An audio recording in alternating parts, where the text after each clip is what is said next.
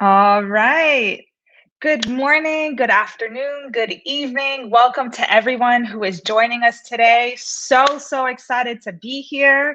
I want to welcome you all on the behalf of Allraise and Angeles investors. We're so excited to have this partnership and give you this event today, what to consider when thinking about accelerators.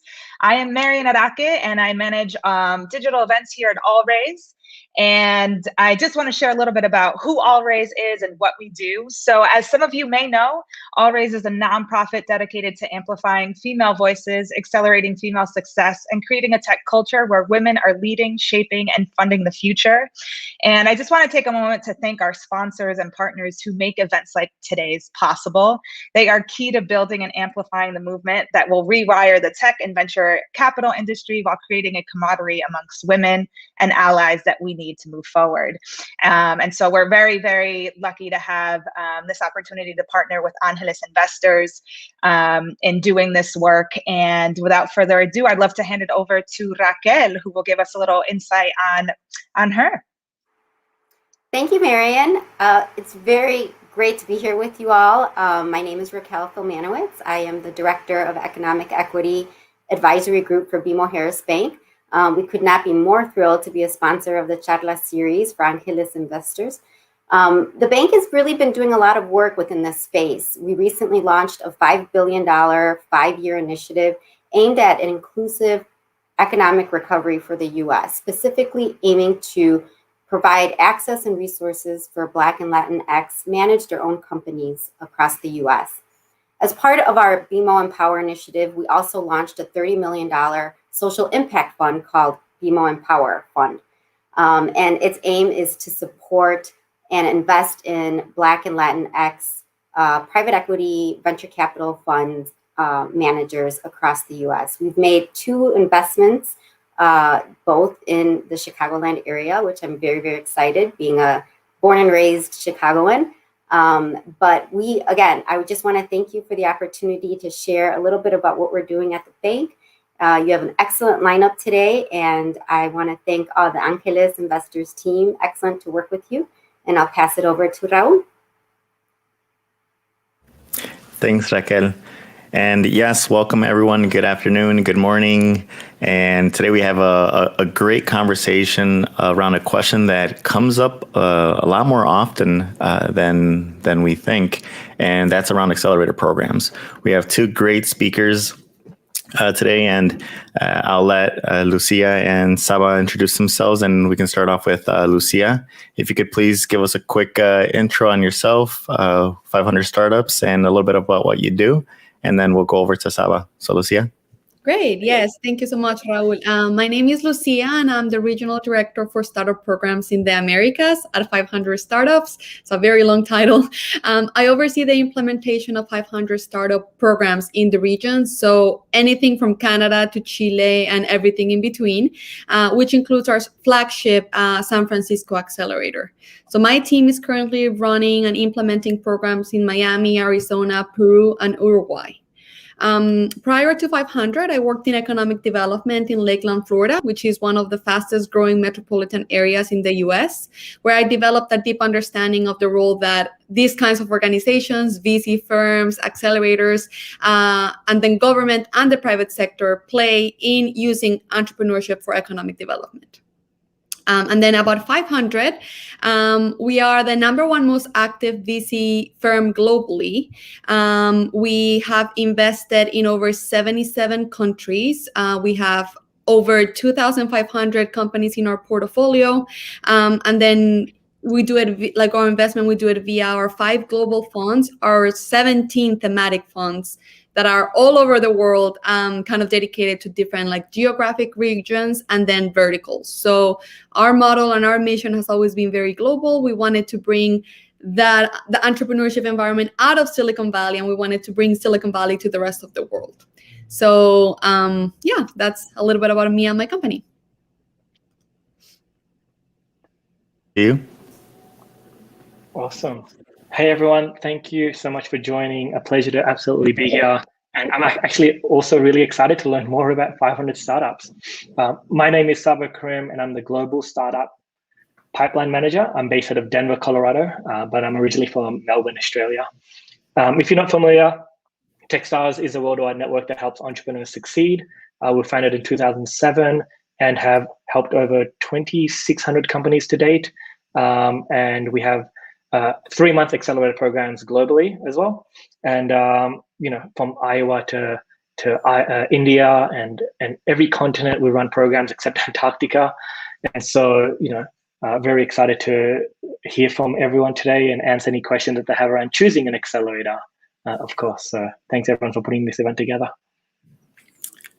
Thanks, Saba. And that leads us great into our first question. And that's, how do you even go about choosing an accelerator, right? Or maybe even taking a step back. And for some of us or some of you out there who may be a little bit early in your entrepreneurial venture, what is an accelerator? So I'm curious to hear, Saba, from Techstars' perspective, how you define an accelerator program. And then Lucia on the 500 startup side, same question. So Saba? Yeah. I think the first thing to answer from a founder's perspective is, are you trying to do something that you can't do? Are you trying to solve a problem that you haven't been able to figure out? Or do you want to just do it faster? And so if you are at that stage, then an accelerator could be for you because of the exact word that we help you accelerate the business. In our sense, it's a 3-month program. We invest up to $120,000 and put you through a boot camp type experience. It's basically 2 years worth of work fit into these 13 weeks. And it's all about helping your company level up and get to the next stage. And so funding is important and part of it, but it's definitely not as much as it is about the mentorship. And so from mentorship perspective, we connect founders with different mentors that have either succeeded or failed. And it's just deeper stuff than what you read online. And we just give them this custom tailored experience, workshops and content and just things that they want and need at the stage that they're at. And we do that 45 or 50 times a year. And like I said, we've done it for over 2,600 companies. We run over 250 programs to date. And so an accelerator is this small bucket group timing, for us, at least a small group of founders. So 9 alongside you. And we help you just either fundraise or get connected to other mentors and investors.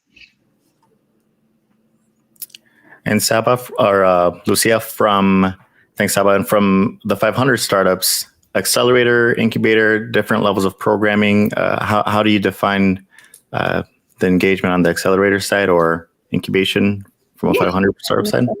That's a great question. So I think that kind of varies from place to place, like industry to industry. These terms are just used interchangeably, but they're quite different. So I'm glad you're asking that question. So since today we're talking about accelerators, let me start with that one. So, for us, an accelerator is for companies that are heavily focused on growth. So at that point, you already have an MVP or like a product, and you're just looking, you may even have some customers already, and you're just looking to grow, to really get like that hockey stick chart you're just looking to accelerate your growth. So that differs from an incubator, where an incubator, a lot of times you're just trying to like shape up an idea. You're coming up with a business plan. You're trying to find who your customer is. So those incubator programs are usually longer. They're usually, they don't even have sometimes even funding attached to it. They could take months or years to even like for you to go through them. But an accelerator, like I said, is accelerated. So those kinds of programs are usually from 3 to 6 months. They're very rigorous. You're working on your business the whole time, but you're also still working in your business. So it does take a lot of effort and a lot of energy from the founders. So I guess like just getting to like the topic of this conversation to begin with, one of the reasons or like one of the things that you have to think about of whether or not you want to even join an accelerator is that level of commitment, because it is accelerated. It's a lot of content and a lot of effort in like a very short period of time. So for the founders that are here in our call, you have to realize and ask yourself if you have the bandwidth for that, if you're like in the right moment to do that with your startup, because even though it may be good for you, if you don't do it at the right moment, it may be detrimental. So just going back to your question a little bit about how we see an accelerator. In addition to the things that I already mentioned, for us, for 500, we focus on companies that are pre-seed or seed, that want to accelerate and grow their business. And then, some programs might offer you funding in exchange for equity, but that's how we do it. I think that's what Saba said that they do at Techstars. Some others may have different funding models. So that's just for you to kind of do your research on that. But this is a very big overview of how we see accelerators and how they're different from incubators. Does that answer your question, Raul? Yes, thanks, Lucia. So then, for when you're ready, right, the right moment to do an accelerator program, you've got the MVP, you're doing something right. How does a founder know that they're ready for an accelerator then? Are there any prerequisites on either of these accelerators? Saba, we can start off with you. Yeah, sure. I think the way that we look at venture capital, at least the way Guy Kawasaki has explained it, it's sort of like dating, right? And so it's sort of like, is this person looking for love? If they are, then it's time to maybe apply for an accelerator or look for venture capital. If they don't think they need any help, if they don't need any money, then don't. But if you're asking the question, then I suspect the answer there lies as yes. It's not for everyone, right? It's not for founders that are like, you know what, I really just need a bit of money. I know what I'm doing. I don't need coaching. I don't need mentorship. I just want a bit of money. I want to show off to my friends. No, then that's a wrong reason to do it. So I think it's a decision made by founders themselves. I actually often talk founders out of doing Techstars because I'm like, hey, I don't think you need to do it based on what you're telling me. Like my job, although I'm paid for it, I am not trying to convince founders to do Techstars. It's for them to decide on their own based on me presenting all of this data and going, hey, here's what we can do and here's what we've done thousands of times. Is that you? And so it is a founder's decision. But if they're asking the question, do you think I need to do an accelerator? Then I'll lean more towards going, then it maybe sounds like you do because you can't figure out something and you need a problem solved. And a network like ours may be able to help, like connections with Western Union and Barclays and a lot of different corporations, Peloton around the world. We partner with those corporations to run in our programs. So it's a founder's decision ultimately. Thank you, Saba. And then Lucia, on the 500 startup side, seeing that you have a few different programs, how does a founder know that they're ready for an accelerator program? And are there prerequisites for the accelerator programs on the 500 startup side? Yeah, I'm going to give you the answer that I feel like everybody hates hearing, which is it depends. It depends from startup to startup. Like Saba was saying, it ultimately is a decision that you have to make looking at your metrics, but also looking at your team. So kind of like going back to what I was saying before, some of the metrics that we would look at like in applications, and you can even go to our website and try to see, like the application is right there. You can see all of like the questions that we would ask, but like some of those would be, do you have an MVP? Do you have a product? Do you have a problem solution fit? In our case, we're tech-based, so are you a tech-based company? Do you have certain numbers? There may be some requirements as far as like numbers of customers or numbers of sales. However, I would have to say that our investment team looks at each one of the applications with like their own set of eyes. So for me to say, okay, this company got on the accelerator, but this one didn't because of these and these reasons is kind of hard. There may be some companies that get into the accelerator that are like on a earlier stage than we usually do, but if they have like a good value proposition, if they have like a good pitch deck, if they have like a plan, then they're a good fit for the accelerator. So it really depends from accelerator to accelerator. I mean, from startup to startup. But overall, one thing that I would say to the people that are here on this call is that you have to just look for what's best for you and really evaluate your team as well. Like I mentioned earlier, an accelerator is a big commitment, and you don't want to start a program that maybe is going to put a lot of strain and is going to put a lot of stress in your team and maybe create problems that weren't there before because you have team members that didn't have bandwidth or you have team members that got overwhelmed. So that's a huge piece of it. Like, make sure that you have a good team. And ultimately, even for 500, we're making a bet is on the team, on the founders. You know, things can change, numbers can change. With the right mentors, with the right guidance, you can like accelerate, you can change your numbers, but the team is the core, like it's what's important. So when it comes to making a decision like this, you just have to make sure that it is right for your team, and that the timing is right. You know, that's one of the things that makes our accelerator unique. For example, at 500 is that at the beginning of this year, we moved to a model of on-rolling applications, like on an ongoing basis. So we don't have a deadline anymore or 2 deadlines anymore a year that you say you have to send your application by this deadline, because we noticed that a company may be 2 or 3 months ahead of being able to apply for that. And if we force them with a deadline, then it may be detrimental for them. So by going to that rolling application basis, we are reviewing applications as they come, and we make offers to company on a monthly basis. So you could start your accelerator program in May, and if that wasn't enough, you can jump to June, and if that wasn't enough, you can jump to July. So that really applies to the company's timeline as opposed to the accelerator's timeline. So that was just a way for us to really have the founders in mind, because timing is critical when it comes to this. You do not want to jump into something that could be good, but at the wrong time. My mom used to say that when I was younger, the good thing at the bad time is the bad time. It's a bad thing. So just have that in mind too when it comes to making that decision. That's interesting. And a quick little shout out here. And for those of you joining us virtually, feel free to answer any questions, drop any comments. We'll be sure to get to a few of them if the questions aren't already being answered. A quick shout out here to Elena. To Lucia's point, what's the right point in a startup's life to join an incubator or an accelerator? I know you've touched on it a little bit already, Lucia, but give us the quick 411 and any life sayings that you want us to move forward with to know when the right time.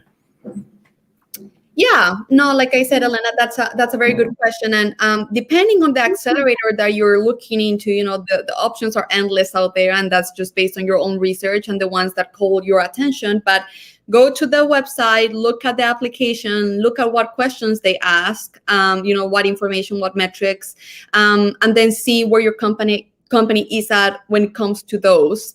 As far as like team-wise, I go back to that because it's very important. How strong is your team? How organized is your structure? How clear are the roles that you have?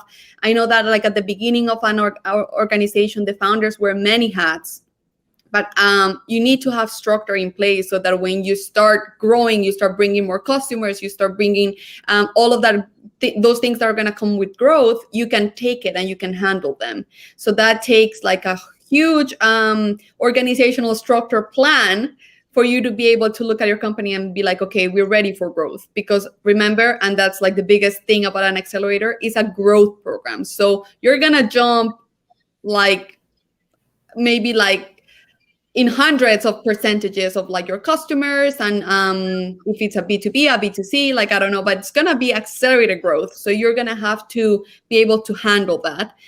So that I would say is like a big thing for you to look at internally and be able to make that decision for you. So again, very general answer, but I think like I said before, depends on every business model. Like I don't know what your business model is. I don't know what is your monthly, you know, like customer. If it's one of those that are like maybe 1 to 5 a month, that's great. Or if you're in a business model that you need thousands of customers a month.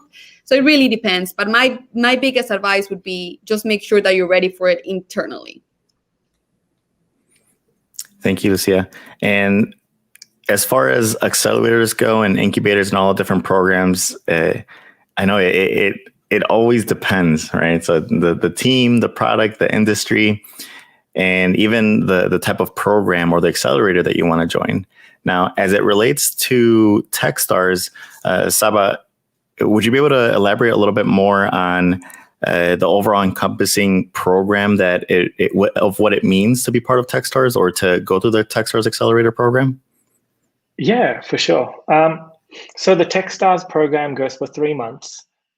Application period we have open 6 times a year. In fact, Lucia, I love that you guys changed it from in blocks to year round. That's super interesting. We might have to try with that because we want founders to be able to get connected all the time, year round, and so super cool. The program goes for 3 months. The first month is a lot of mentor connections. So we'll put you in a room or a Zoom right now because of the safety is our first priority. And we will say, hey, go and meet all these different mentors that have done it before. We call it mentor madness because it's crazy, right? Like you're meeting at least 50 to 60, maybe 80 different mentors. At the end of the week, we'll say, hey, choose 1 or 2 or 3 to continue working with for the rest of the program. Then, month 2 is a lot about working and building and founder stories and just different things to help figure out how to scale your business. Your business doesn't ever pause. It's not like, hey, come to the program, pause what you're doing, and then go back, right? Like it's keep doing what we're doing, and we want to help, really, really amplify that. And then the 3rd month of the program starts to be more of a focus on fundraising and demo day, where we help you practice your pitches, figure out what your fundraising narrative is, and then get ready for the demo day. And so anyone that's not familiar, demo day is a big celebration event in our case, and investors come into the room and a lot of audience members, family and friends, and they get to hear about the launch of your company or the success that you've had over the last 3 months of the program. And then you start talking to investors. And so I think about 75% of companies that go through Techstars end up raising between 1 and 3 million within 6 months of that program. And so I don't know what the numbers are out there against non-accelerators. And I suspect 500 startups is just as up there. Like it's the great launch pad to fundraise. But remember, you don't have to fundraise. Like if you're a company that's bootstrapping, awesome, cool. That's totally fine too. So it's generally speaking in these 3 blocks, but really it's whatever you want and need at the time based on the stage that you're at, tailored for you, your company, and your team. So like when I went through the program, Jason Jacobs was my mentor. He's the CEO and founder of Runkeeper. He'd built a mobile app before, and so my mobile app got coaching from the best. And so that helped us. And then we went down and built it. We did a lot of marketing and strategy, and then we pitched for demo day. And so 3 months kind of split up like that. But the beauty is, and it'll be a miss for me not to say that Techstars is really for life. The 3 months is there that you see on the flyers, but really it's everything that happens after demo day, right? The managing director says, I'm going to be there to help you for the life of your company, even your next company. We've got like a mini LinkedIn where we say, hey, founders, stay connected with us here, whether you need a couch to sleep on, whether you want to travel, and whether you want to get connected to other mentors, we'll do that. And then we just do different investor days as well, twice a year in a huge room or Zoom. And we say, hey, come and pitch your company and get connected to different investors, or maybe talk to people like Microsoft and Snapchat and Allraise and just figure out how you can collaborate with them. And so it is just an incredible experience and absolutely life-changing. Again, speaking from experience, having gone through the program in 2017.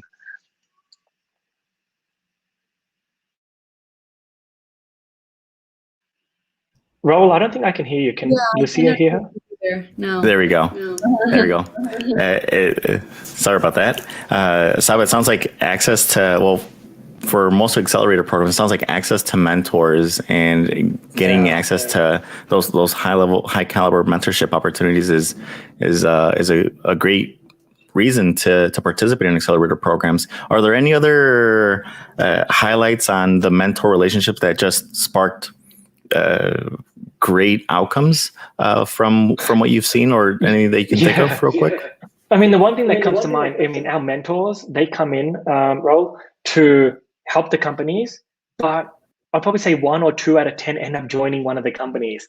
Like they just said to give back and be like, I'm done. I've made a company. It's been successful or failed, and I just want to help others. And by the end of it, they're like, you know what? I really like what you're working on. And they become co-founders. or they become advisors permanently for the companies. And it happens time and time and time again. And so, I've seen an example where I think a mentor, an alumni, and a founder joined to build a company during the program. Like, that's a melting pot. Like, where else can you do that other than during a 3-month program where we're saying 9 to 5 or 9 to 6, stay together, work on businesses, solve problems that are impactful, and it happens in these moments. And so you can't replicate that outside of an accelerator experience, right? Yeah, that's it's surrounding yourself with the right people in the right environment, an entrepreneurial environment. And for a lot of our attendees who are joining us virtually, a lot of them are in the early stages. So if you're not quite ready for an accelerator program, because it sounds like you're trying to maybe figure out your MVP, trying to find someone that's technical to support. Are there any other programs or subdivisions within either the Techstars umbrella or the 500 stars or 500 startups umbrella that founders can turn to? And Lucia, I'd love to hear from you first here on the different levels of program. If someone isn't ready for an accelerator program, where else can they turn to? Yeah, so right now, with the San Francisco Accelerator, which is the one that I've been talking about mainly, we do have other programs globally, but the San Francisco one would probably be the better one for this audience.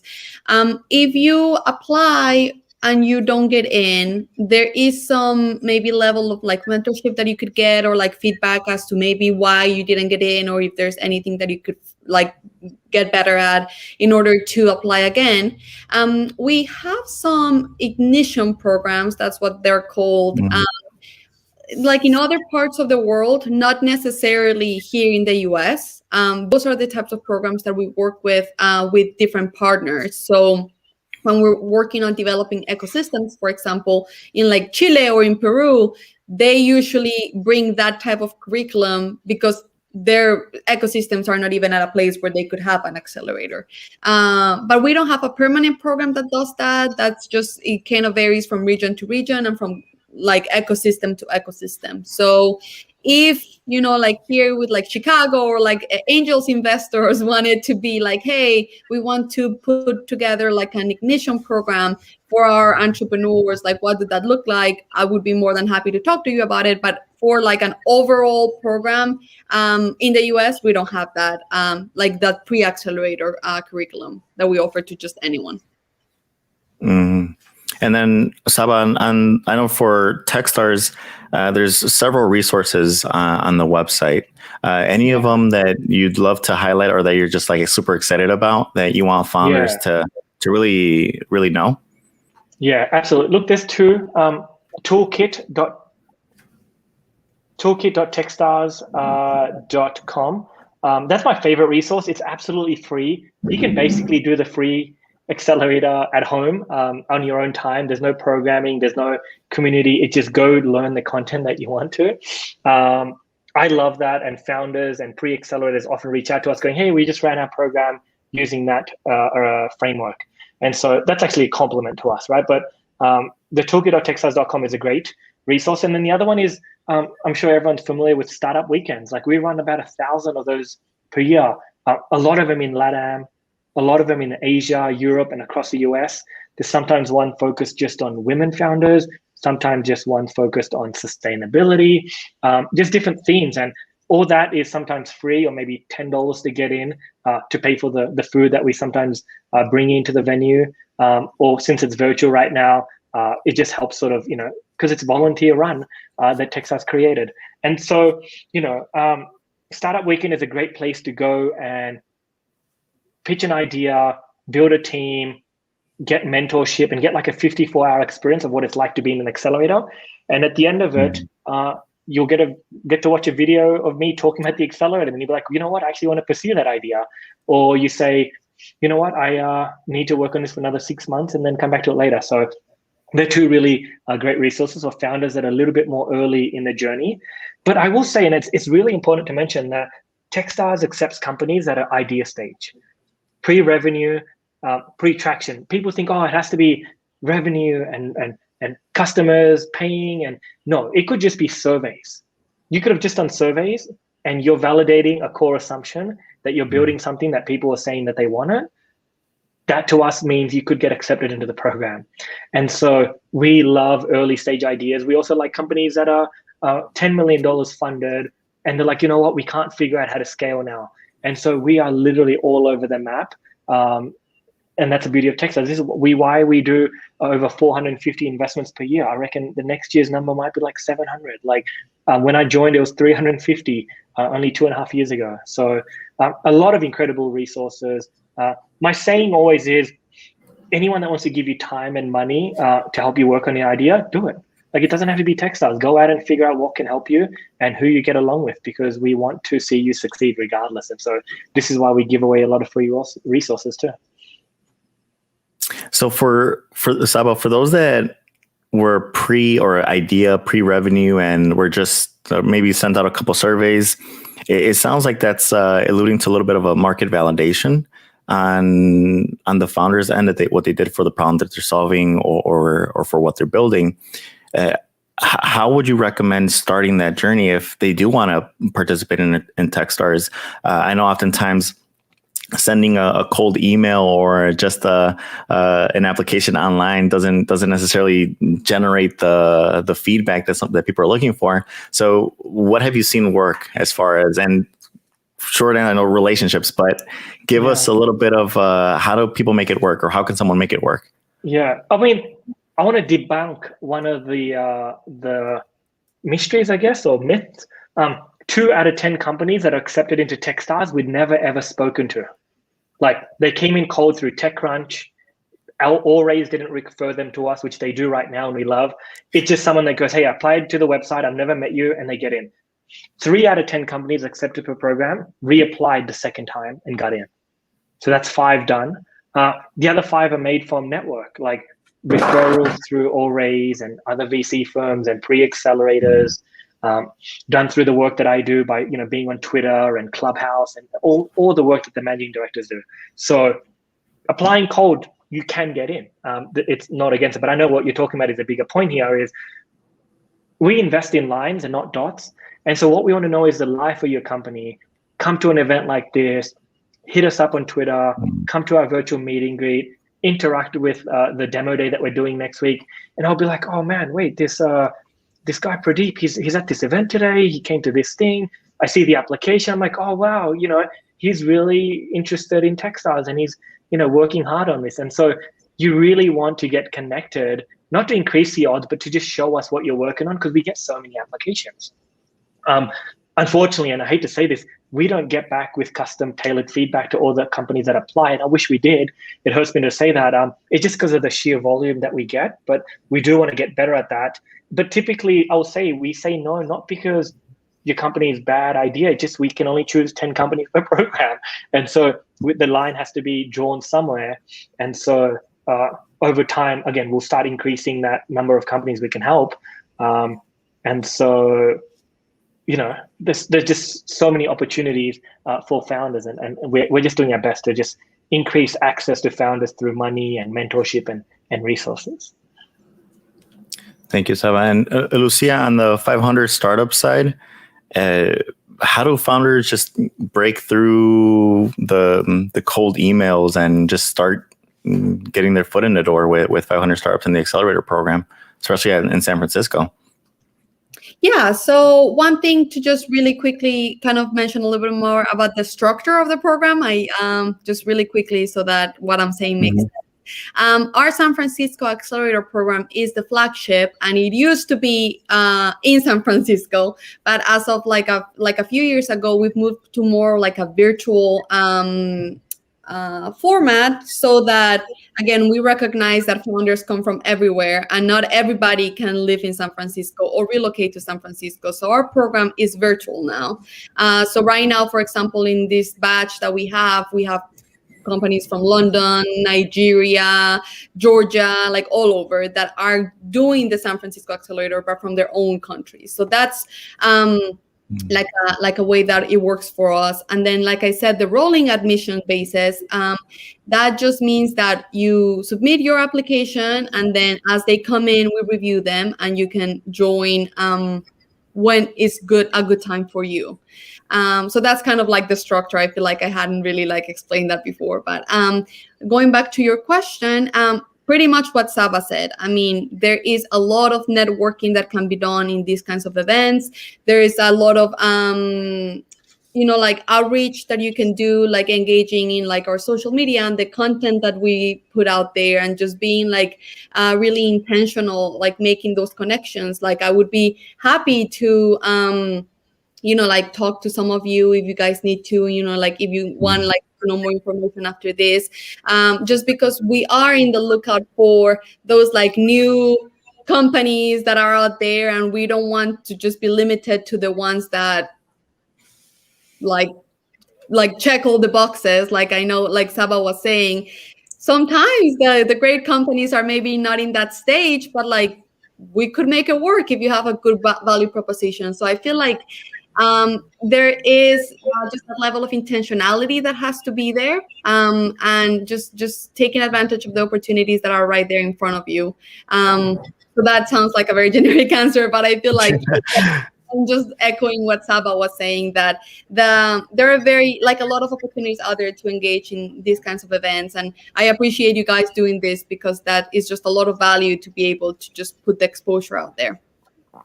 So it sounds like engagement, interactions, networking, connecting all the dots, or putting enough dots out there so Lucia and Saba can connect those dots and say, hey, you know what? I think this founder is actually onto something. And that's a shout out for all of our early stage founders, or founders who are joining us virtually. Use this opportunity to connect. Use this opportunity to ask questions, to add us on Twitter, comment on all those social media channels, because this gives Saba and Lucia those dots to then start connecting, right? So I'm sure you can find a lot of information that we've been discussing on the websites, but this is the time to connect and engage. And as it relates to getting those intros or just breaking through the cold calls or the cold emails, referrals. How do each of you interpret those referrals from partners? And Saba, I know you mentioned referrals with Allraise. How does that work, and how do founders go about that? Yeah, I just want to add, like, referrals are a value add, but they're not a crucial thing. Like, I want to ban the warm intro. I think Eric Barn, an incredible VC from Hustle Fund, says that. And if I got the name wrong who said it, I'm sorry, but he's awesome either way. Like, you should be able to apply and get connected to VCs without needing someone in the company to do it. Now, that is,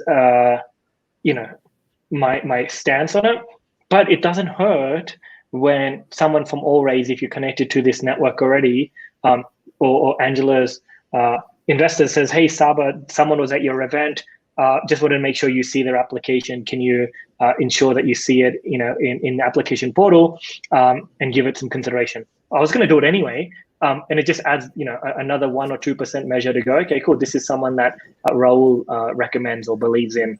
And the way to do that is by asking your contact at Allraise or Angela's investors, or going, hey, can you put this good word in for us? But it doesn't matter, just apply on the application, say, I came to this event. If the fact is you spent an hour with us here, listening to my silly accent, talk about Techstars, cool. Like, that's already a win. Like, don't worry about it. Don't over-optimize it. Focus on your business. It's the same way I feel about pitch decks. Don't spend time making the pitch deck beautiful. Just tell us the core business.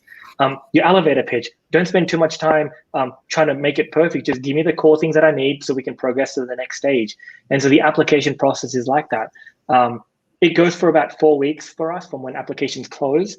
And so applications closed exactly 12 hours ago for 9 programs, and 9 other programs are just open now. And so it will take 4 weeks for us to get back to the founders and tell them how things are. And so if you applied to one of the previous programs, like Techstars London, and a whole bunch of other ones that just closed, like, just tell me and be like, hey, can you give me some insight? And I would do that. Like, it's the fact that we get so many applications is not a feature, it's a bug to be like, well, we really want to get back to other founders.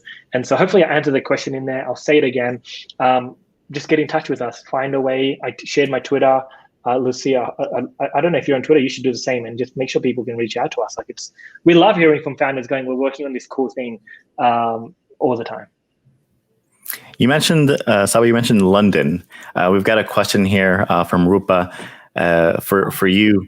The London Accelerator is still undecided in terms of the format.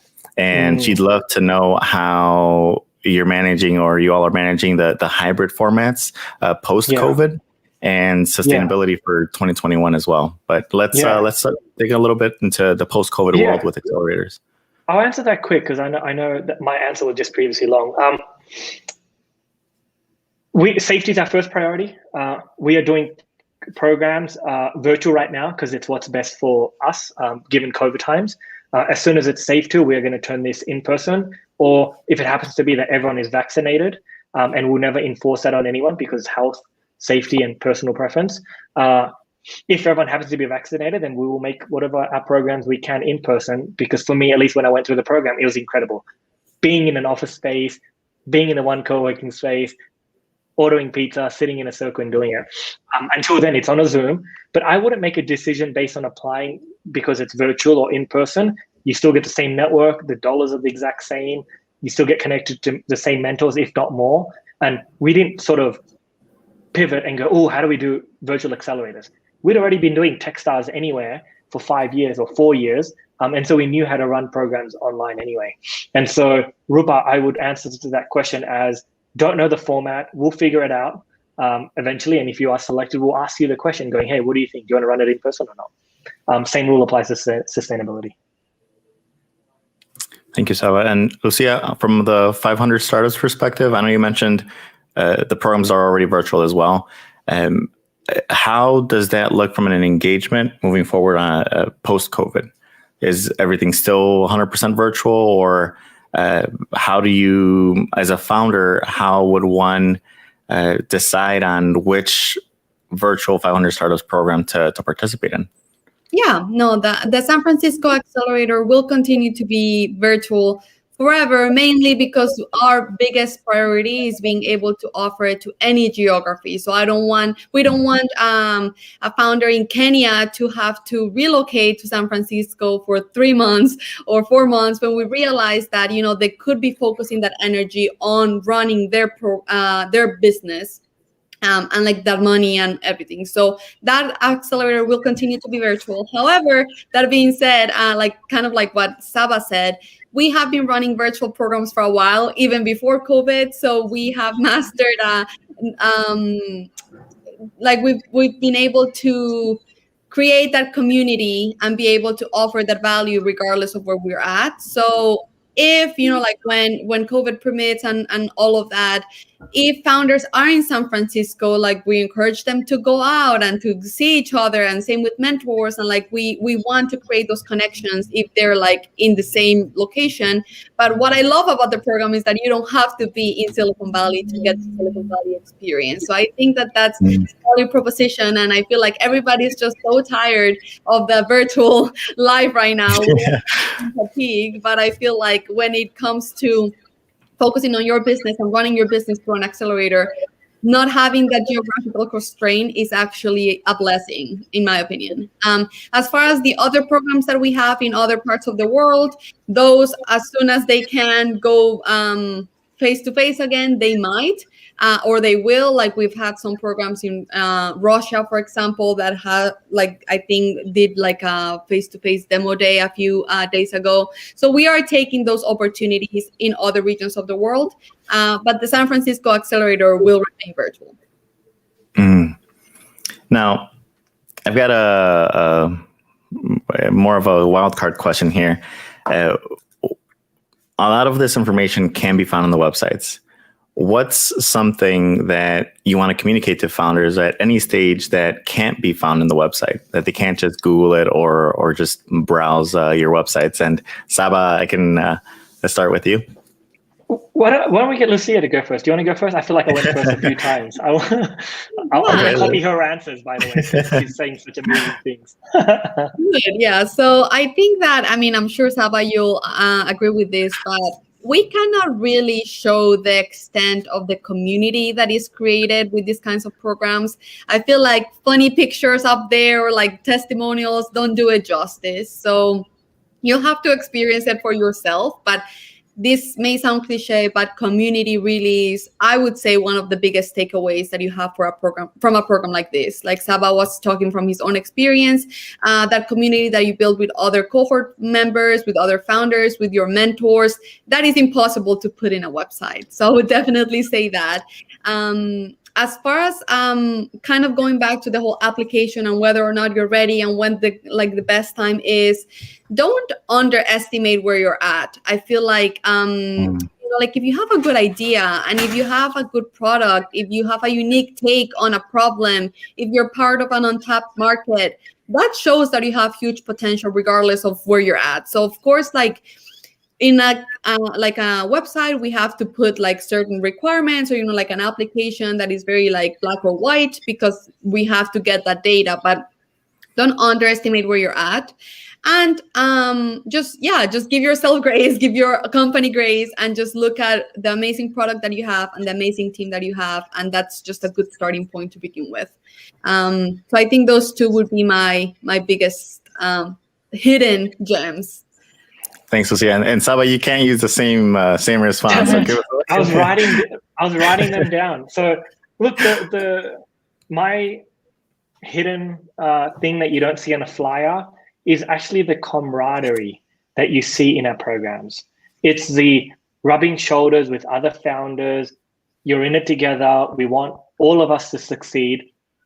Some of the managing directors say we don't actually pick individual companies, we pick classes, to see that the 10 companies will work really, really well together, and that we can see that, she might be able to coach him during this program too, because it's about gelling, because everyone's doing the same thing. They're solving problems in an industry they likely don't have enough experience or knowledge in, and they're trying to figure out how to build the right team. And so that camaraderie and that collaboration that you get in the program is incredible. Again, why I keep talking about the benefit of 10 to 15 companies per program. It's just incredible. And then the other thing is it's worked for us, right? Like to date, we've invested in, I think the last number I've got is like 2,615 companies. They've gone on to raise over $30 billion, and it works. So like, we're not really changing things too much. It just has worked for us. And founders continuously tell us the best part of the program was sure the funding, sure the mentorship, but the thing we underestimate is just the fact that it's with 9 other companies in the program and they got a lot of value out of it. And so the word is camaraderie. I didn't know what that word meant a year ago. I don't know is there another word for that that's like more common? Because I'm like, it's such a specific word, but camaraderie between the founders and the mentors, it's just a bunch of fun. Like, we just have so much fun. There's a video of the CEO of DigitalOcean literally, I think, doing a chicken dance that leaked on LinkedIn not long ago, the day the company went public. And I'm like, that's what our programs are like. Like, don't hide that. It's the best part of the program. And so I'll try and find it and tweet it out. So camaraderie, yeah. Camaraderie, community, and it looks like it's what's built in each of these cohorts, in each of these programs. And we're going to give a last call for 5 minutes of any questions or comments that we have out there for everyone that's joining us. This is your chance to engage directly with Saba from Techstars and Lucia from 500 Startups. So use this opportunity, please. Now, as we wait for a few more questions or comments to come in, as we start to look forward, and from what you've experienced in these last few years, what are some challenges from an accelerator perspective that you've seen, and how are each of your accelerators addressing them? Lucia, we can start off with you. Give us some insights. Yeah, kind of going back to my previous point, and I've seen some comments on that. Geography was huge for us because we didn't want that to be a limiting factor for founders to engage. So that's just something that we, very excited that we can work with that. Let me think. That's a good question. Saba, you want to go on? Maybe I can think of another one. I feel like did we answer those? I don't know. I was writing my own new question for you, but Okay. Raul, can you rephrase that question maybe for me? Yeah, let's see.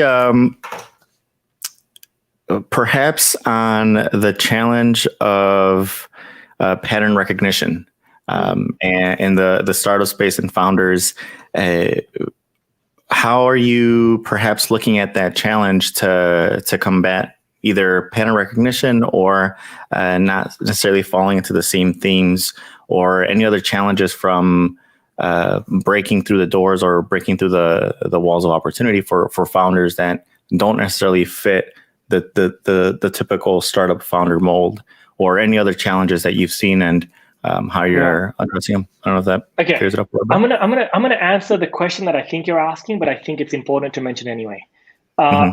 Techstars is here to start a movement. We want innovation and capital to be accessible to anyone and everyone around the world. And so we know that traditionally women founders of color, immigrants didn't get as much venture capital as other counterparts. And so we are doing so many, I can't even emphasize how many incredible things that we're doing to counter that. We've got a Techstars Foundation. We have upcoming things that I can't talk about publicly that are coming, that are charity or foundation based. We have Techstars Includes, which is a program to just share a lot more diversity, investment, and awareness for founders. We just do so many different things, and we publicly stated that on our website. And I continue to keep our management honest, and I do whatever I can as well to do that. And I think it's a job of all of us, not just the founders or the investors out there, but me, to be like, cool, like how do I make sure that I pick more founders that aren't looking like the most of what we've previously invested in the past by opportunity. And so, it's just lip service until you see it change. And I'm seeing it change just by the fact that we've hired already so many diverse people in the company. Techstars alone, let alone picking companies that are more diverse. And so it's very important to us. We're doing a bunch of things, and excited to announce something really soon. That Allraise specifically will be like, whoa, this is incredible. Let's talk more about it. So I don't know if I answered the question, but like diversity is important to us. Yeah, no, leaving us in a bit of a cliffhanger there. If I recall correctly, here in Chicago, Neil, who's running this Techstars program out here, I think they're also launching, or they just recently launched something on that end. Lucia, from the 500 startups perspective, any challenges that you've seen and how you're addressing them, or how you're pushing the needle on it? Yeah, challenges. Again, I think I had a hard time understanding that question too, but kind of like I'm taking another take on that. For our companies that are going through the programs, for example, we take a very personalized approach in like getting mentors. So for example, if there's like a challenge that is very unique to that one company in particular, we could look for mentors that are specialized on that. Like we like to take a very individualized approach to whatever challenges each company would be going through. So we don't apply like a one size fits all or like a blanket solution for everyone. We do take the time, and our program manager does take the time to really address the challenges that could be affecting each company in particular. Again, I don't know if that answers the question. Yeah, no, I think any information that we can provide or equip our founders with, the better. We're coming up here on the tail end of our discussion.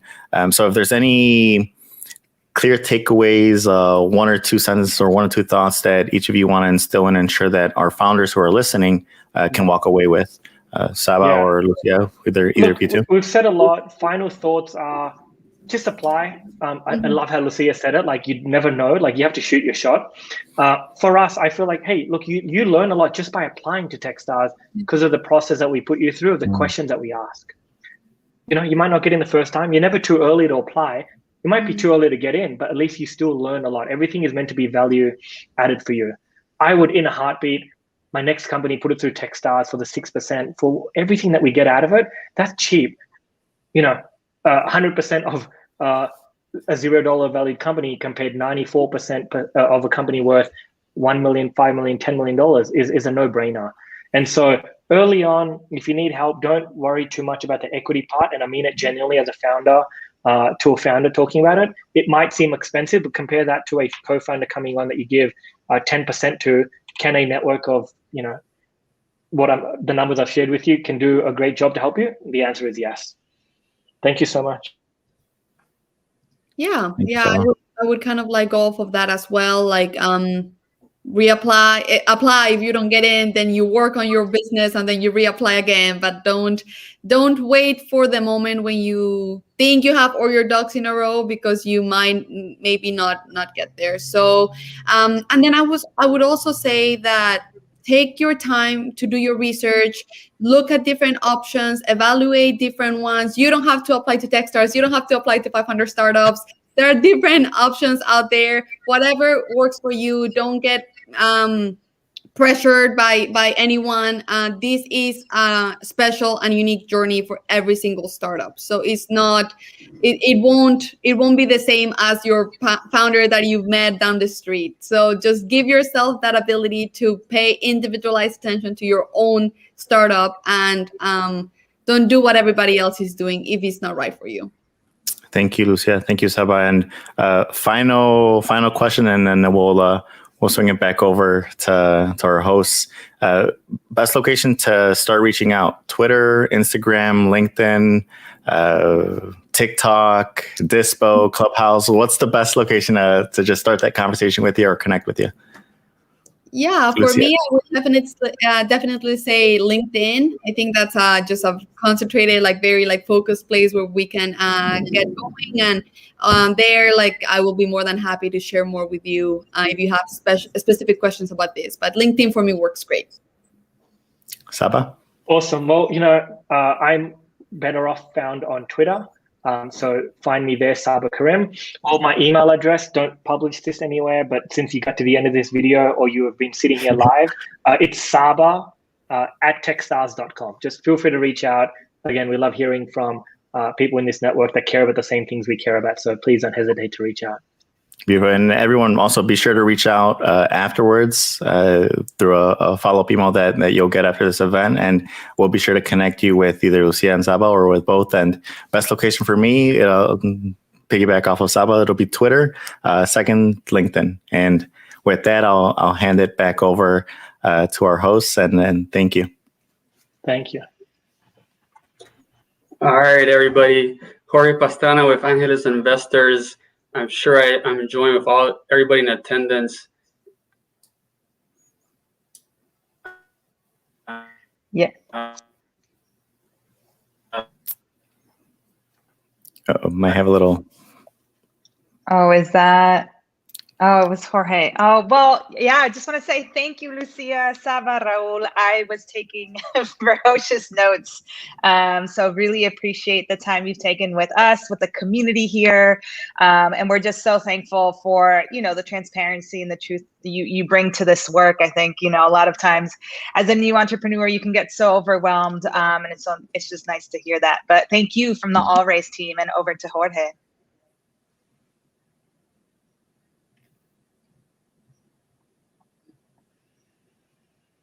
Jorge, I think you're to close us out. Yeah, he's still having some issues there. Well, All right. thank Well, you. then the only Marianne. thing is, Thank you, everyone. Yeah. Yes. Yes, thank you again. And then if everyone could just take a quick shot of this QR code, we'd love to hear your feedback. Super, super important for us. It helps us curate more events. Maybe all of you want a series to this, we can build off of it. And so we look through the feedback we get, and we like to build from here. So thank you again. Have a good one.